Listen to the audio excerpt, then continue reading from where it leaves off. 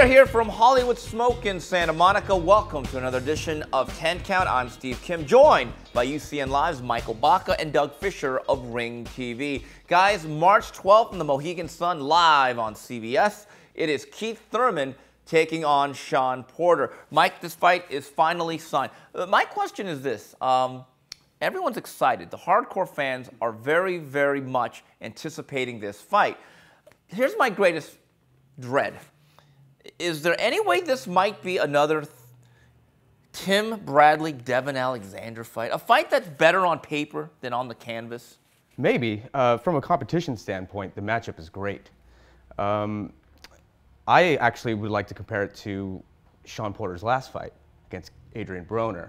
Broner tried to counterpunch him all night using, trying to time that one shot. Keith Thurman has that similar style. He wants, his nickname's One Time. He wants to land that one left hook and end it. Porter did a great job of thwarting that. And I can see that happening again and not being a very, entertaining fight. I wouldn't quite compare it to Porter's last fight. One thing that Thurman has that Adrian Broner does not have, apart from being a natural welterweight with real welterweight power, is lateral movement. As talented as Adrian Broner is, he tends to plant his feet when he lets his hands go, and he can be outmaneuvered. The question is, can Shawn Porter be outmaneuvered? And if that's going to be Keith Thurman's strategy for shutting down Porter, we go back to what your question was, Steve. Yeah. Is it going to be a good fight? I don't think, see, I'm intrigued by the fight for a couple of reasons. I think these are two legitimate top 10 welterweight contenders, maybe arguably top 5 welterweight contenders. It's a significant fight in that the winner moves on to bigger and better things. And I like both guys. I love the Porters. I love Shawn and Ken. They're Ohio folks. I grew up in Ohio, so I'm a little bit biased there.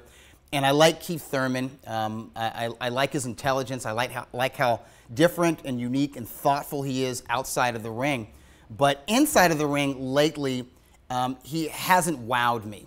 Even with the Guerrero fight, which a lot of people said was an entertaining fight, I thought it was a good fight. It was okay, but it's not the kind of performance that makes you the next star in boxing. So I think there's a lot of pressure on Thurman, not just to get the W, but to make people really excited about him the way we were excited about him, say, at the end of 2013. Doug, I'm going to drop an Ohio reference on you. My nickname for Shawn Porter is Woody Hayes because he's 3 yards in a cloud of dust. Yeah. I mean, he's not exciting. He's effective. Right. Aside from the Paulie Malignaggi fight, where it's a smaller, older guy who didn't have the power to keep him off him, he doesn't make, I can't think of any really good fights that he was in. He smothers himself a lot. Right. And he's a mauler. And he doesn't, it's funny, I've always said, use another football analogy, he's the guy that throws 15-yard passes 5 yards from the end zone. Yeah. He's always overshooting his right hand, and he falls in, and it becomes a chest-to-chest battle. Well, that cost him against Kell Brook, there's no doubt.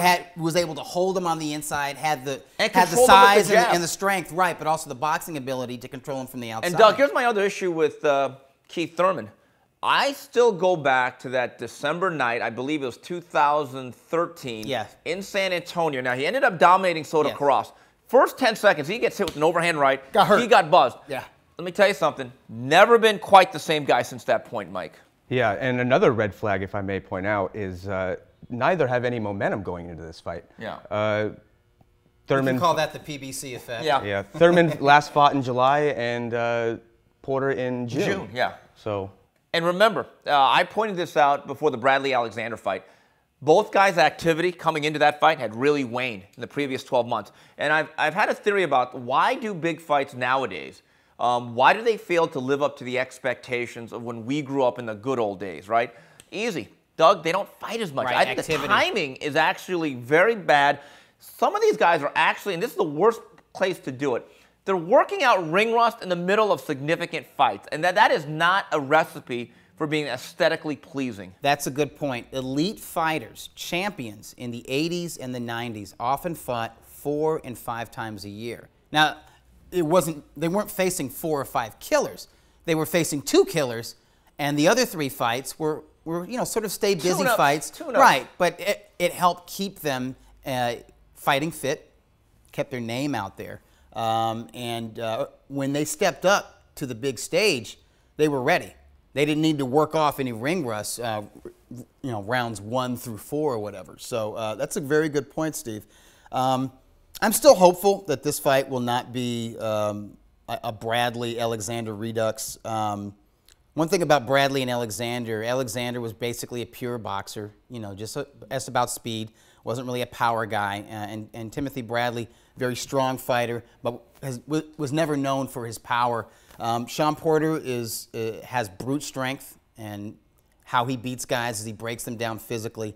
And Keith Thurman does have speed and world-class power. So I'm hoping somewhere in that style clash, we get some real action. Michael, gut feel, who wins March 12th?